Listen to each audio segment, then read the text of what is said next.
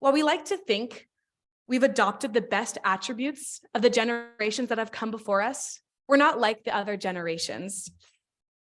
And when it comes to what our expectations are for our employers and at work, we have some pretty specific demands. So tonight, we have an accomplished set of panelists who will share their own experiences in the media industry and how they managed to kick some real ass.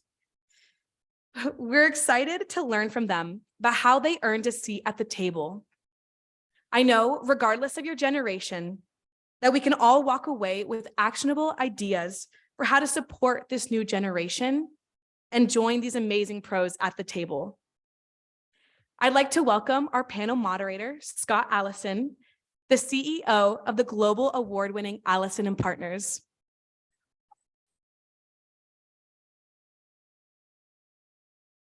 Scott knows firsthand how Dr. Broom pushed the practice forward because Scott was his student here at SDSU. Please join me in welcoming Scott, who will be moderating our discussion with Allix Wright, Claudia Vargas, and Dr. Jonathan Wosen.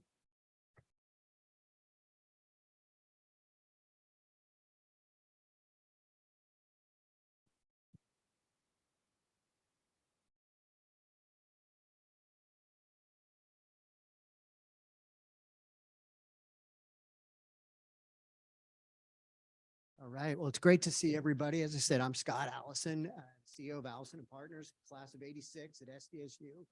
Never thought in my lifetime I would see them go to the Final Four. What an amazing ride that was. And delighted to host this panel. When I was originally asked, the topic was a little bit different. Then they said, hey, we're going to be talking about D&I, which is incredibly important. I said, well, I'm happy to moderate, but it's going to be really critical to have some amazing panelists on board who can really share their experience. So delighted to have Claudia and Allix and Jonathan up here today. And I thought we'd just start off by asking to hear a little bit about your individual journey. So Claudia.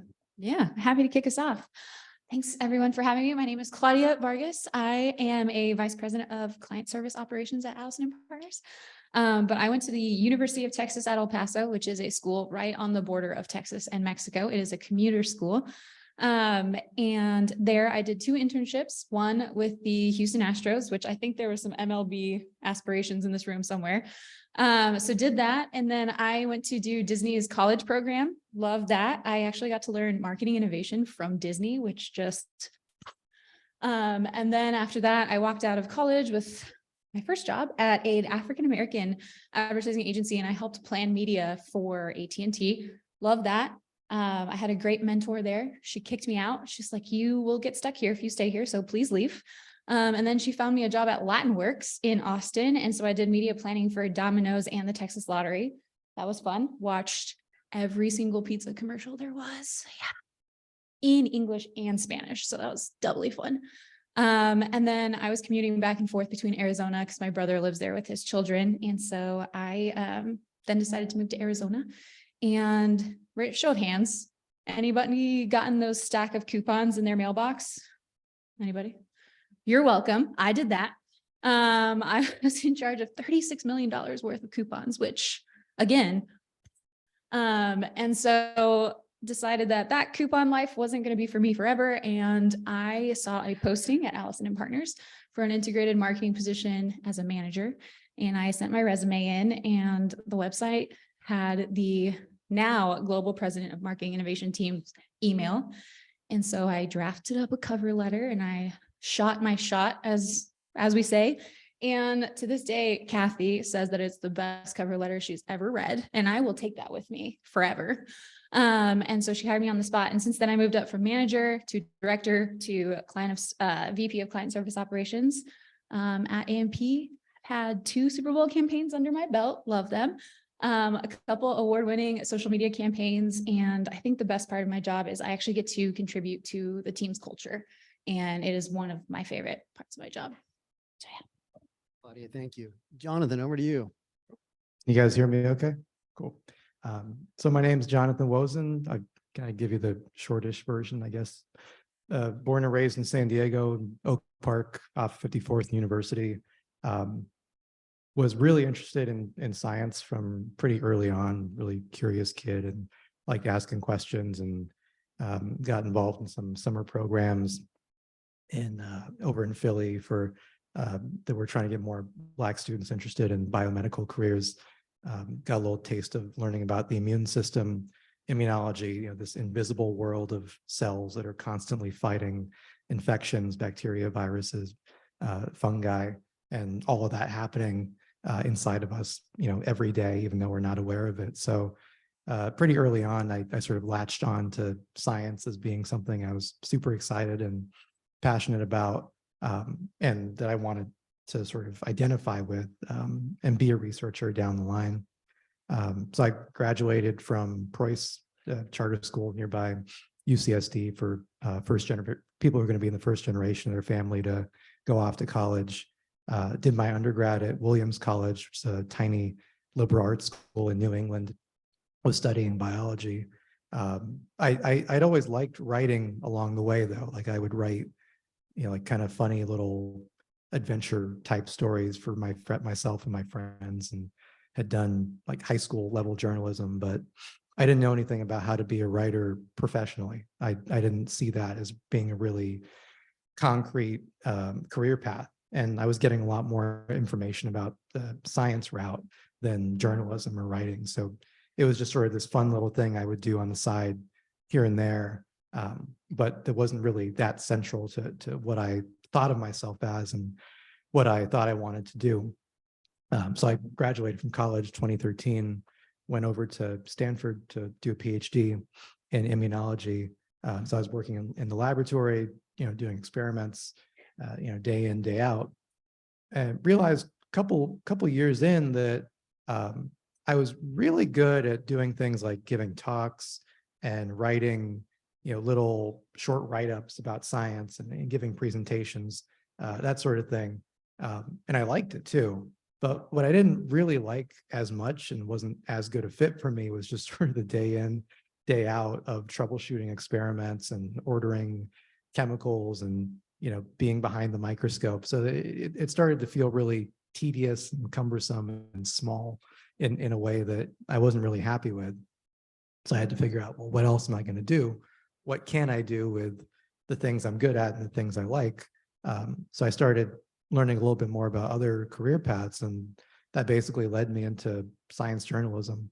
I did an internship about 6 years ago at Stat News, which is based in Boston, and got to spend a few months in the newsroom. Got to interview big name scientists, got to talk with people who are in high up positions at places like Pfizer, Novartis, Johnson & Johnson. Got to interview, Dr. Anthony Fauci before he became a household name. So that was pretty cool. Anyway, so I got a little taste of this world that brought science and brought writing together in one thing. So that really just ignited a fire, and then I got passionate about that. So finished up grad school, went off to do a quick science writing program, and then got an opportunity to come back to San Diego and write for the San Diego Union Tribune covering local biotech. So I was doing that from April 2020 through the end of 2021. So if you were reading any of our COVID coverage at the time, there's maybe a 1 in 2 chance that you might have read one of my articles. Anyway, since then, I'm still based here, still doing science writing. Actually ended up going back to Stat News, the place I had mentioned that's grown a lot since then, and have been covering West Coast biotech and life sciences. So it's been a fun ride. Happy to talk about them more later on in the panel. Jonathan, thank you. Alex, kick it over to you. And I'm going to give you 2. We're not going to go in order. So you're going to get 2 after this. Just be prepared. I'm going to go the other way. Hello. Oh, there we go. Hi. Hi, everyone. Yeah, I'm Allix Wright. I'm a VP on our consumer team at Allison & Partners. The fact that this exists is kind of amazing to me, and that there's an entire program based around the practice of PR. I was a English major in college. I went to Haverford College on the main line in Pennsylvania. So I was toiling away with Chaucer and didn't really have any exposure to the medium of PR until after I graduated and I was looking for an internship. Returned home to DC and was furiously just trying to find a PR internship in the consumer lifestyle space. Back then DC was notorious for, black suits and politics and government affairs and not the funnest, sexiest stuff. So it was pretty difficult to try and find something in PR that was, fun and engaging. But I always knew that I wanted a job that didn't have me stuck behind a desk every day and could fuel my passion for storytelling and for meeting new people and exploring and just learning about the world around me. And in peak millennial fashion, I saw Samantha Jones on Sex and the City, and I was like, that looks real fun. I want to do that. So, and lo and behold, I was able to find an internship at a boutique PR agency in DC and find my legs there. Dabbled a little bit in-house for an international airline, went in-house for a couple of years. That was an adventure in and of itself. I think, let's see, while I was there, we had the Trump Muslim ban, and then we had the laptop ban, and then some dude got dragged off a plane at United. So was definitely a fascinating exercise in crisis communications for sure. But then I quickly realized that, the aviation industry was not my jam. So returned back to consumer PR. Along the way, met my now fiance, who got a job that moved us out to LA, and that's how I found myself at Allison & Partners, and the rest is history. Well, thanks, Alex. I'm going to stick with you. So can you share a little bit more of being a person of color in the industry and your journey there and what it was like to build your own table? Ooh, so I have always sort of operated with the mindset that I actually can't make a first impression.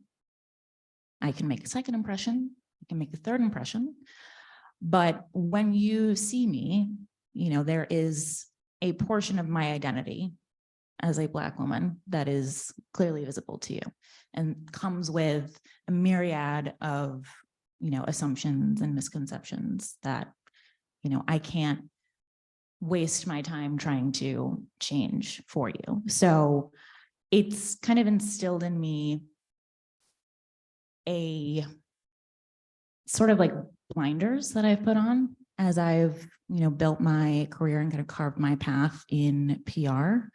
I always knew that I had a skill set and, an opinion that I knew would be of significance for, in terms of the perspective that I bring that others don't necessarily or can't. So it's been, I think for me, a lesson in just trying to channel any sort of insecurities or any sort of hesitancies that come with being a person of color, trying to do anything, in this industry, and really flipping it to be something that empowers me and makes it, really differentiates me in a good way, because I bring to the table, really valuable perspective that is easily looked over. Thanks. Jonathan, over to you. Same question. Yeah, well, I guess I would say by the time I got into journalism, I had, done my PhD. I'd sort of gone through some other things in life. And if you know anything about academic science, that's sort of not a wildly diverse space. So I was, I think, already used to being the one or one of the few Black people of color, underrepresented folks. So I think I'd sort of figured out some way of operating within these not so diverse spaces. Yeah, I mean, having said that, it can be, difficult. I guess one thing I've I'd say in the world of journalism that is true, and probably equally true for PR too, is that, you know, these are very like human fields, and the work we do is very human. People talk about, you know, the New York Times or the Washington Post or Stat News or LA Times, Union Tribune, as if these are kind of like nameless, faceless, abstract entities, right? They're companies made of individual people who are making choices each and every day about what stories to write, what stories not to write, how to write those stories, who to include, who to not include. And so, you know, when you're in a meeting with other folks, you can see how people's individual quirks and personalities and the things that fascinate or frustrate them affect how they write stories, you know, what stories they write. So it was just interesting. I could see that pretty early on, and just try to use, you know, what I have and what I know to take on stories that maybe other people don't see, or that they're afraid to, you know, get into, or where I think I may be a little more able to get to certain sources or to have a certain type of, you know, conversation with them, whether that's a conversation with, you know, life science PhD students about the realities of working as a graduate student, whether it's a conversation with Black biotech entrepreneurs about, you know, their experiences trying to raise money in this really, you know, risky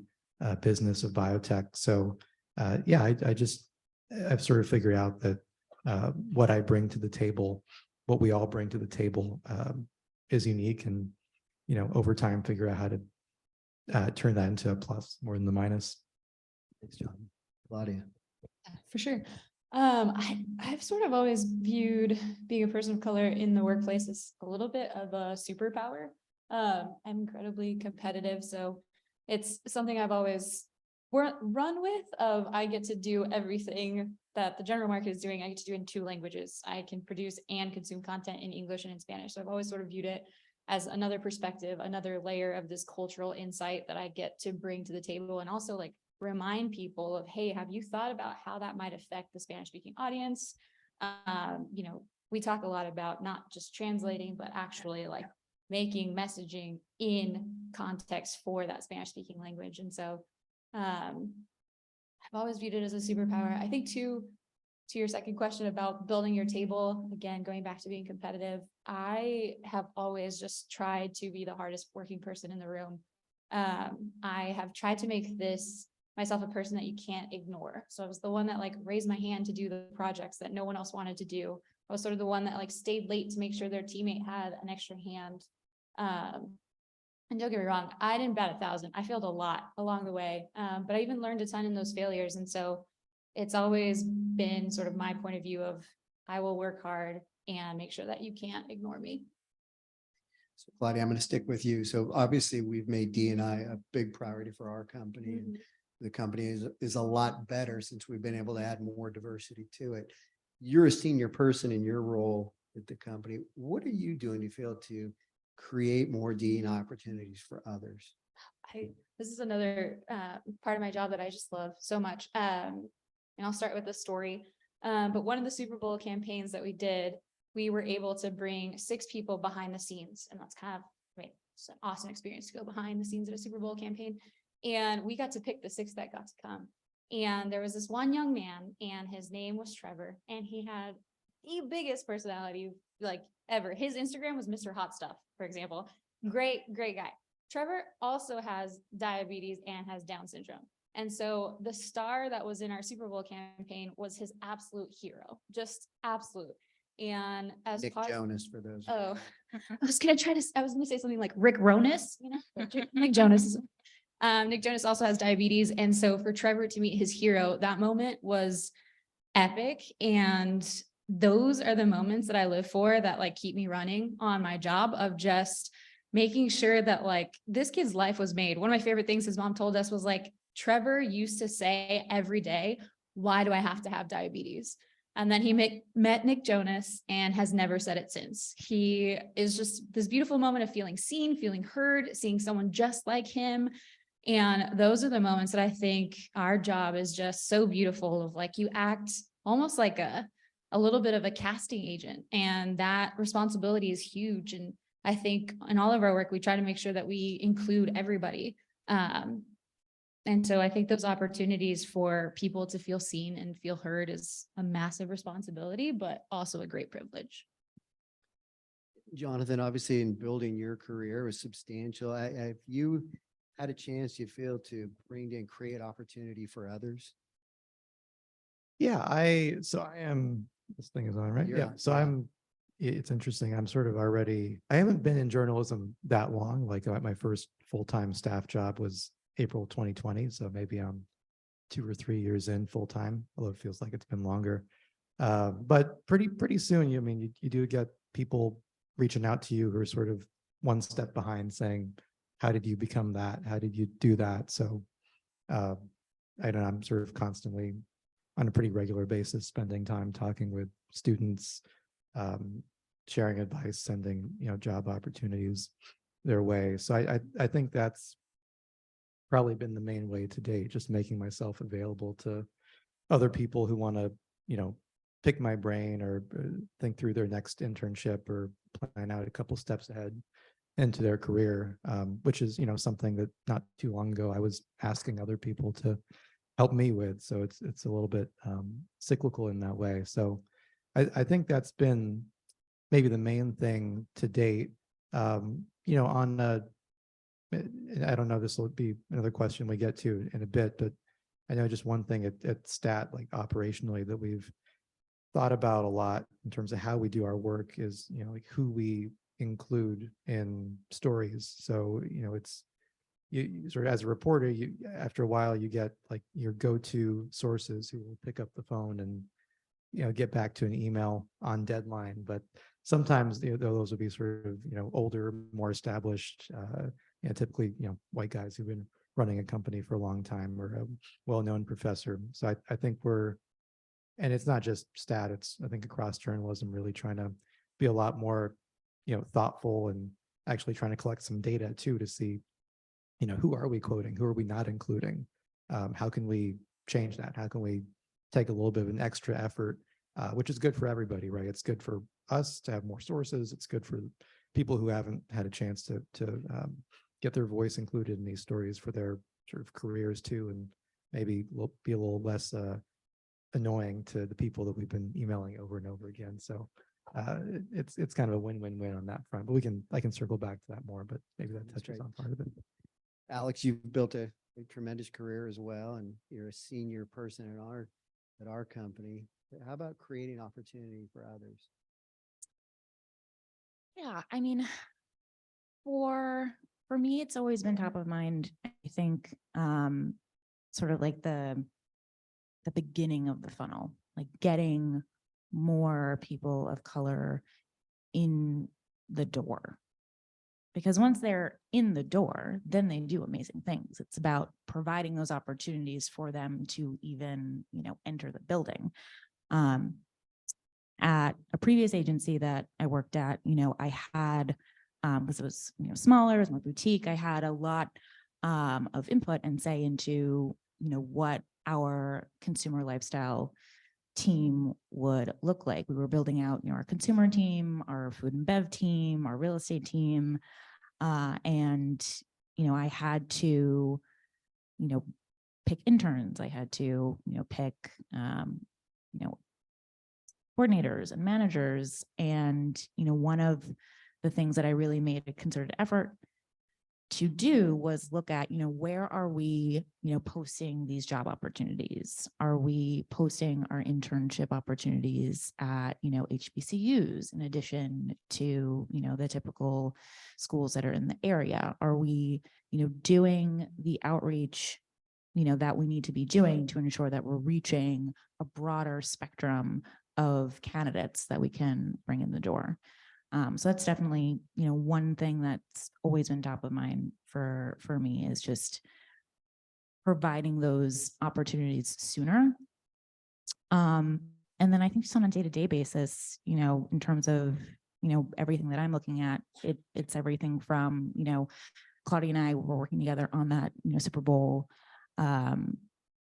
campaign with those 6 awesome, Dexcom users and, being able to share their stories to, wider audiences and being able to really amplify, the amazing, experiences that they've been through that, typically they wouldn't be able to tell without our help, I think is so awesome. Or even, if I'm working with a beauty client and making sure that we're pitching, diverse beauty editors and writers and reporters of color and making sure that, are the influencers that we're working with from diverse backgrounds, just how we can bring that into every aspect and at every level of our work is super important. Great. Thanks, Alex. I want to talk a little bit about progress too. Obviously, D&I is a huge topic. I think it's been in the media and companies. There's a lot of coverage around it. I think it's interesting. As I said, I graduated in '86. This would not have been a panel discussion. This was not on the radar. And I think now we've made so much progress of making sure that diversity, equity, inclusivity is such a big part of the workplace. So I want to talk to the panelists though, are we making progress? I'll go first. As always, I think we are making progress. I think there's obviously a lot more work to be done, but I think the thing that I've felt most is people are starting to ask the right questions.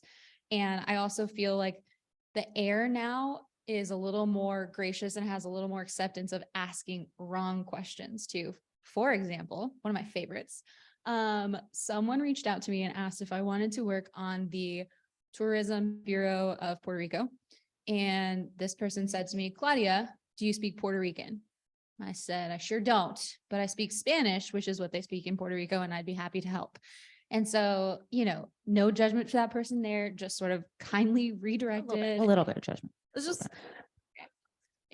behind the door, of course, not to her face, but yes. And sort of, I think there's a lot more of those questions that are maybe a little silly, but now that you feel that you can act like people feel that they can ask them, like we can start educating people, we can start telling them the right way to talk about these things. And so to your point about progress, I think as always, lots more work to do, but good progress for now.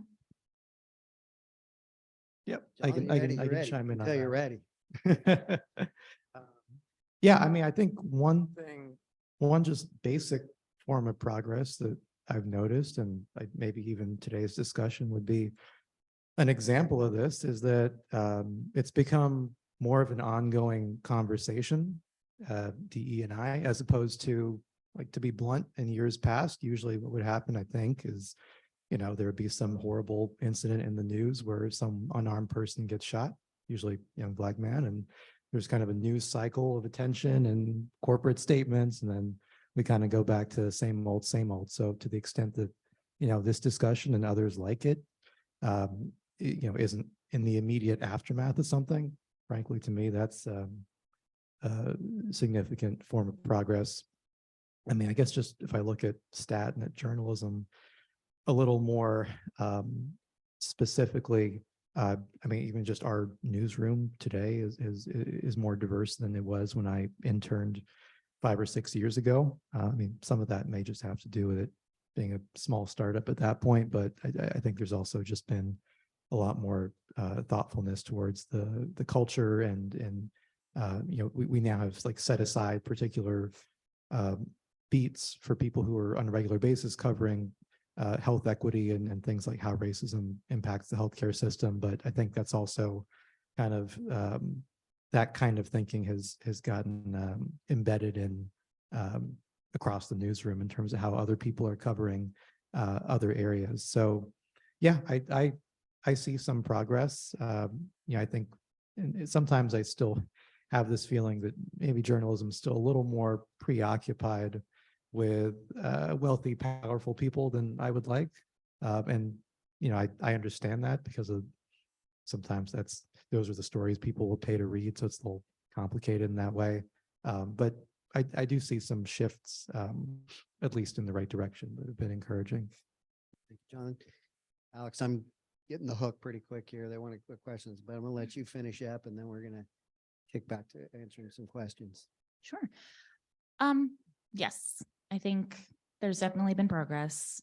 Of course, obviously, we would love to see more and welcome more, and for it to continue.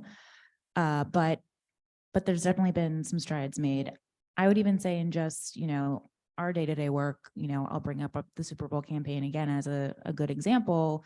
One of the ad trades that we were working with on a story about the commercial was working on a separate story around, the diversity of the crews that worked on the campaign, wanting to know, what the breakdown was. And, it's clearly something that has become, a measurable and, something people need to be accountable for on a growing spectrum.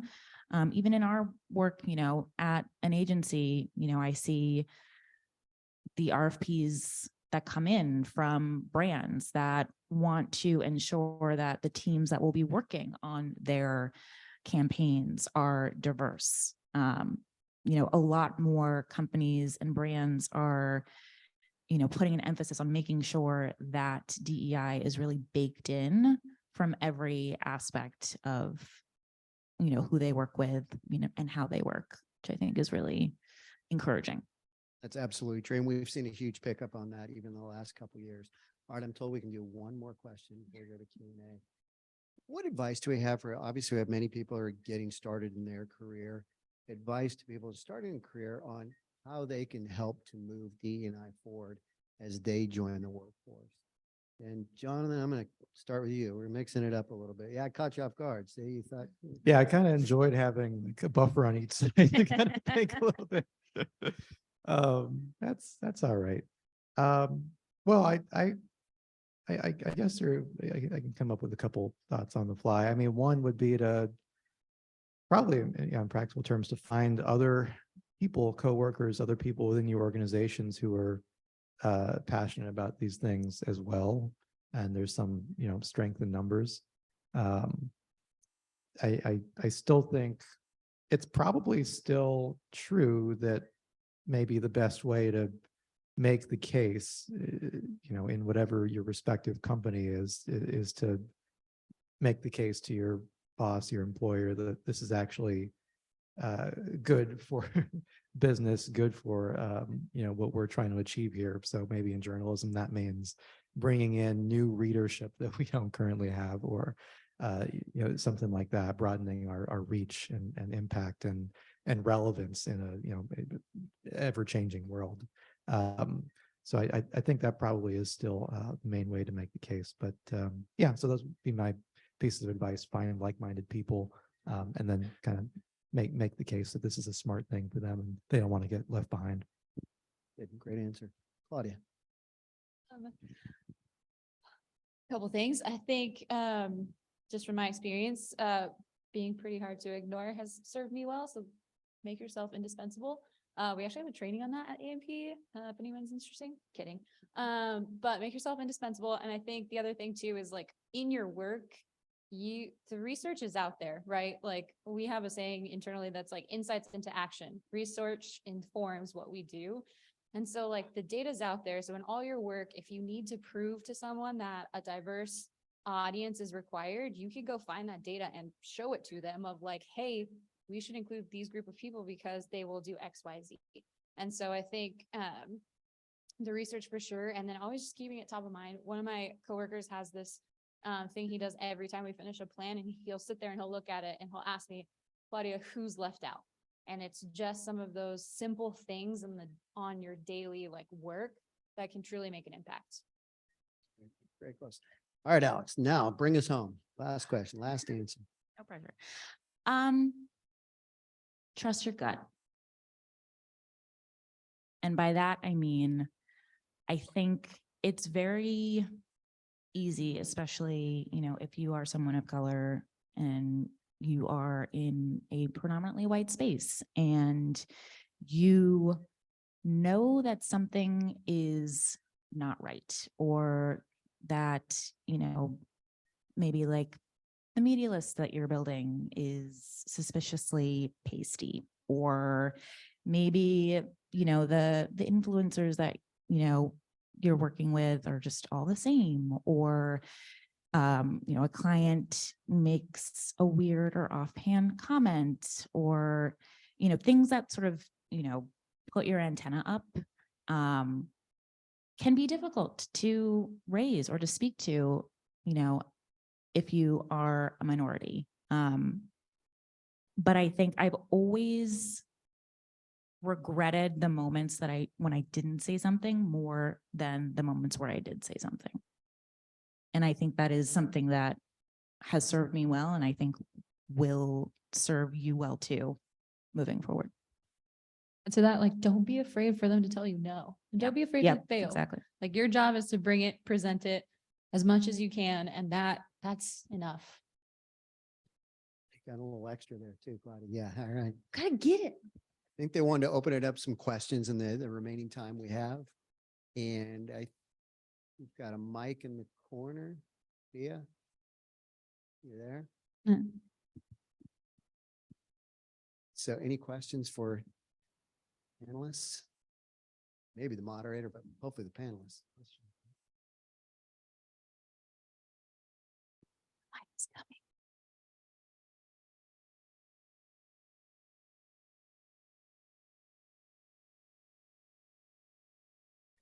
Okay, great. Thanks for coming today. My question is kind of to your last point about, I think Alex said, if you see something, say something. If something's not right, like, don't be afraid to speak up. Can you maybe describe a time in your career where you noticed that something was off, or somebody like said something just kind of a little crazy, and you had to speak up, kind of,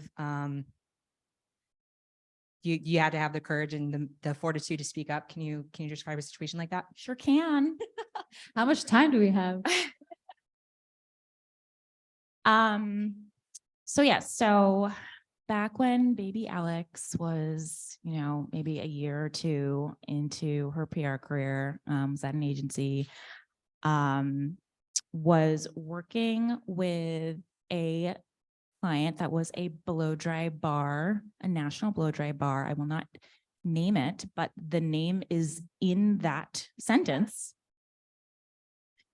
And they were blowing up. They were opening all these different locations, and we had been working with them initially on opening their DC location, and then we got brought on to help them open other locations across the country. And they were also in the midst of rolling out a product line, and the products all had, fun, cute, sort of like alcohol themed names. And one new product that they wanted to roll out was supposed to be for specifically for controlling coarse or frizzy hair, and they wanted to name it Lion Tamer. And I remember my boss coming in and was like, oh my God, like, I just saw the creative for the new product. It's so cute. It's called Lion Tamer. And I turned to my one other Black coworker who was sitting next to me at the time. We both kind of like gave each other the eye, like, no, that ain't it. And it was like, I could see like each of us sort of in the space of like 30 seconds, like our whole lives flashing before our eyes. And we were like, do we say anything? Do we not say anything? Like, what do we do? Like, it was because the brand was, incredibly popular and doing incredibly well, and were incredibly important to the agency. And it was a moment of, okay, do I not say something because I am concerned that, I will be throwing a wrench in the plans of this really important client? Or do I say something because it is my job to protect this brand from, a potential misstep and a potential blowback? So, inevitably and eventually, we both collectively kind of, summoned the courage to put our hands up and say something, and they ended up changing the name of the product. But yeah, it was definitely a sort of fight or flight moment for sure. but was something that, to this day, I'm proud that I said something because it made a difference and it was the right thing to do. I actually don't remember what it was. It was something like, I don't know, like screwdriver or something. I have no idea, but. Jonathan, do you want to add on to that at all? Do you have any?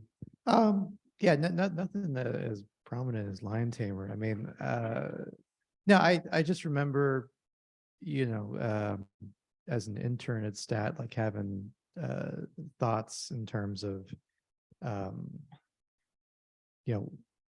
trying to remember the details, but basically, having things I would think in terms of, like, we had a section called a first opinion where we get, kind of prominent scientists and doctors and people in healthcare and whatnot to write in, and, having some thoughts that we needed to get some diversity of perspectives there, and sort of sticking my neck out a little bit. Probably wasn't as risky as it felt at the time to, communicate with our editor in chief about that. And I don't know that anything tangible came out of that at the time. And, like, sometimes, to your point of, sometimes the answer is no, or sometimes you don't necessarily see a tangible result, but it actually, I mean, he sort of encouraged me to keep offering suggestions and input down the line. So I felt like somehow our relationship, came out of that stronger, and maybe that played into my openness to coming back, feeling like I could at least have a conversation with my bosses about things. Wouldn't necessarily, change anything on the spot, but we could have an open conversation. So that was just something that that I noticed. Claudia, I'm shuddering to think of time when you didn't speak up, but yeah. It's funny, as they were talking, I was like, I mean, I'm laughing because there's so many, but they're so cringe too. I think, so just to keep it a little PG there, I can't even tell you how many things I've had to review that were Google translated that were just like ridiculous. And I sort of have to politely say, like, that's not what you think it says. I kid you not, at one point, so it was literally like there was a cat in my pants. Like, it was that bad. And so it was just a polite, like, it's not what you think it means. Let me help you. But I did appreciate that at least tried, right? Like, you tried to translate it, but that's not it. And so sort of just arm them with the tools moving forward of, like, Google Translate's not your best friend. Cool, cool. Enough. Other questions? We got a couple over here.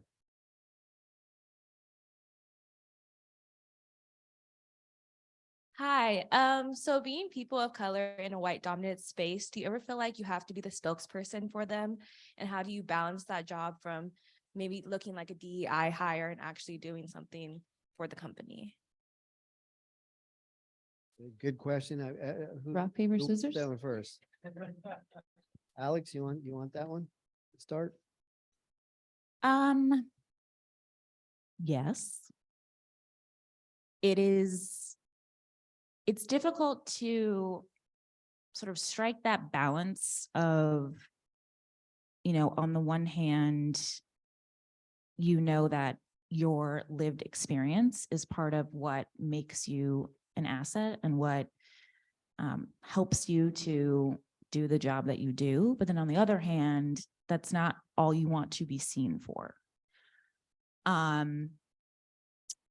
So it can be a tough sort of line to try and tread. I think it more so comes down to you sort of drawing those boundaries of where and how you will engage and how you will participate, because someone can approach you and ask you your opinion on, X subject matter because you're Black or you're a woman or you're a gay woman.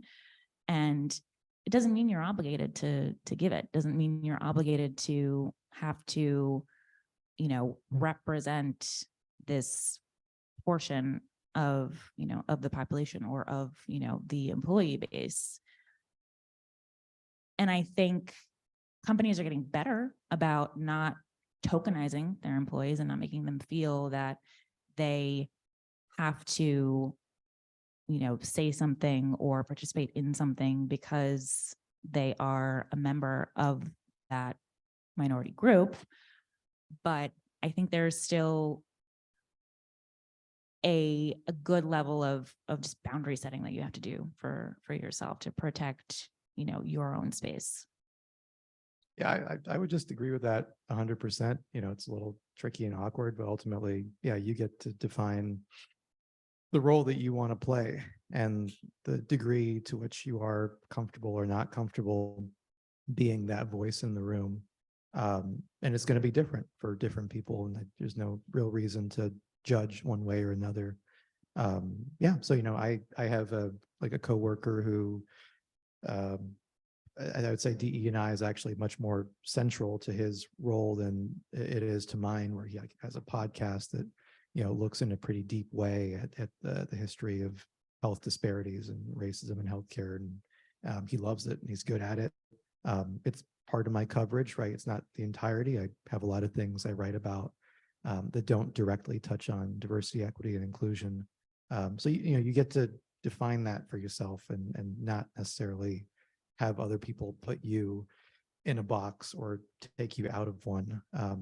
When I was at the Union Tribune, I had a coworker who would sometimes call me when he had a complicated story he was working on and would sort of run things by me or ask me to take a look at a draft just to see if there were any red flags or any issues with the language. I appreciated that. I would sort of also tell him me being okay with this may or may not mean the same once it goes out there for mass consumption. But I think depending on a person's intentions and the relationship, I generally don't necessarily have a problem there. Claudia? Yeah, a couple of things there. To your point, I often gently remind people that I can't speak for all Mexicans. I can speak for me and my experience. And even in the Hispanic, there's like Spanish speaking, there's non-Spanish speaking, there's people who've actually lived in Mexico and then came over. Like there's 1,000 segments. And so I try to gently remind people like, hey, I grew up in Texas. I can tell you what I know, and then I'm going to go research the rest of it and try to get you a smart answer. The other part of, to answer your question, is I won't lie, I'm incredibly competitive, as I've said. And I was sitting in Pittsburgh in a hotel for a client meeting, and I was eating my breakfast, and no joke, what did you say, Alex? Pasty? 5 old pasty men were sitting next to me, and I sat there and I was like, heck yes, this brown girl is sitting at this hotel with all these other boss men, and I have a seat here. And so again, I think it is a challenge, and it will probably be a challenge for a long time, but it's something to be proud of for sure. Great question. I think we had another one at that table too, I thought. Thank you. Hi, I'm not sure if you guys already touched on this earlier. I came a little bit later, but I was wondering, what has your experience been with imposter syndrome? And I don't know if you have any tactics or strategies that you use to overcome it. I'll go first. My answer is do it scared, period. That's it. One of the things that I took away from that Disney college program was they sort of taught us that in order to innovate and be creative, you sort of have to be in the safe space, the space that you feel free, right? And so one thing they taught us was, what is your routine that gets you to that spot? And inside the mind of Claudia here, mine is the judgment in this room, I'm about to feel it. Mine is a Burger King cheeseburger, followed by the gym, followed by a movie at the movie theater. We remember what those are, right? And then I'm ready to go.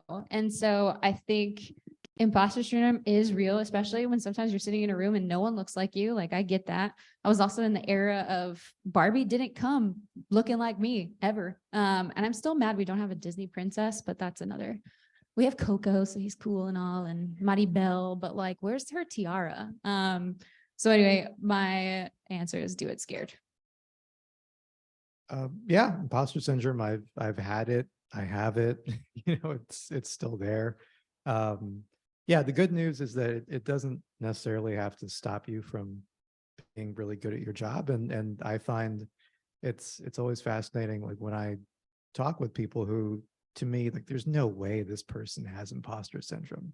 They've accomplished way too much. They're way too good. And yet they still have it. I mean, it's crazy, right? It's so almost this voice that won't go away no matter how much evidence you have. But yeah, so I think do it scared.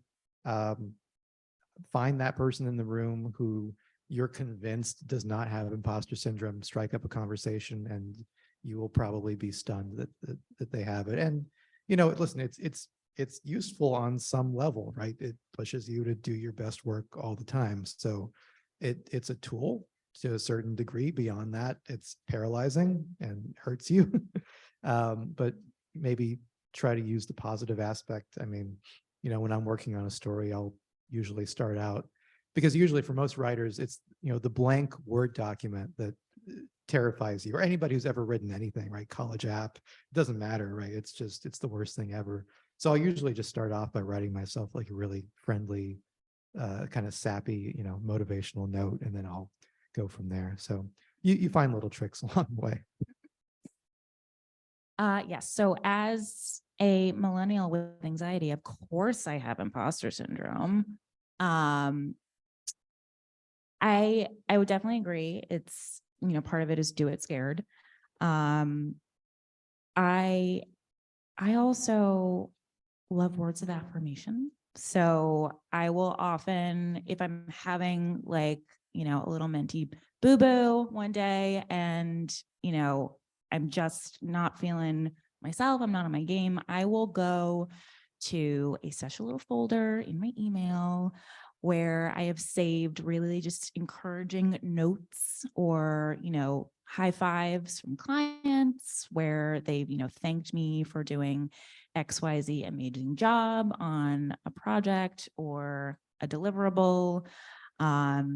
Just having those sort of constant reminders of the great work that you do, that is so easy to lose track of when you do have those moments of doubt and insecurity, I find to be really, really helpful. Alex, looks like we have time for one more question. One more question. One more question. Yes. Claudia, you mentioned earlier the lengths that you go to be the hardest working person in the room and staying late after work. And while you clearly have a really high level of work ethic, it does seem that people of ethnicity, people of color do have to go that extra mile to be seen, you know, on the same playing field. And I'm wondering what you all think we can do differently so that, you know, everyone can be viewed, you know, in this industry the same way regardless, if that makes sense, because that seems tiring. Just a smidge. Yeah, I don't know. I think lots of stuff here. So let's see. My parents came from nothing. My mom tells this story where she was the stereotypical rice and beans. She had one dress and one pair of shoes a year. And then my dad came from a family of 9 and they all shared one bed. And so those two pulled themselves out of it. My dad went on to become the number 2 man at ATF. My mom was a director of a hospital. And so there is no world that I don't live in that house of those people that pulled themselves out of that and not be a hard worker, right?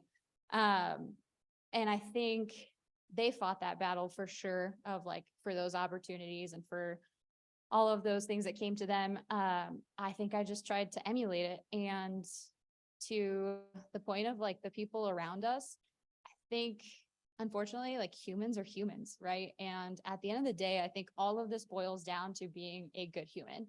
Give someone the shot, give them the help that they need. Like I think the world is big enough for having amazing people to your right and to your left. You don't have to cut people down, give them the boost up. I think it really, I do recognize that we're not there yet. And a lot of people of color do have to be the hardest working person in the room, but it's a human condition. I think it's going to change when people change.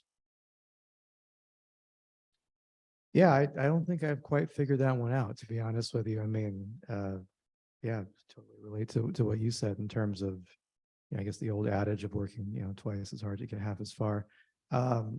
So yeah, what would it take to change that? Probably would help to have more diverse leadership, right? But I suppose fundamentally getting better at correctly recognizing the work people are doing and valuing that so that you don't have to work, twice as many hours to get the same amount of credit as somebody working the regular number of hours. But in terms of like concrete, is there anything specific to get there? I think that's the challenge, and maybe part of the challenge for, people, for all of us, is to, even like just little things in meetings in terms of giving people credit for ideas that they're generating. I'm sure you guys have all been in a meeting where somebody said something and somebody else said the same thing 10 minutes later, and then they're the ones to get credited for that brilliant idea. So I mean, those are kind of the little moments that add up, where now you've got to come up with twice as many ideas to get as much credit as somebody who has half as many. So yeah, I think a lot of it does come down to human nature, and so it's going to be kind of this gradual slog to kind of educate ourselves and move past that. Alex, the client has never said your idea back to you as their own, have they? Can't say they have. Can't say they have. I would agree. It's definitely, a lot of it will come down to just, as the face of leadership continues to change, I think that'll also be a huge help. I think, you guys are, a big component to that as well. I think as the workforce shifts and what it looks like shifts and what you prioritize and what you're passionate about, comes to the fore. I think that will also, help, shift mindsets and how people are viewed and valued and rewarded for the work that they do. Yes, there are many a day where I say, can I just be mediocre today? I just really want to just do half the work, but get all the glory. But until then, I think, yes, I feel like it's gonna be sort of a slow and steady race to make that kind of change, but I feel good about it. I think it's happening. That's a good close, Alex. Well, I think our time is up. I want to thank everybody for coming out. I want to thank Alex and Jonathan and Claudia for participating. It's great to be here. Somebody mentioned I did have a chance to study under Dr. Broom, and it's incredible to see his legacy continuing. So thank you, everybody. We appreciate it.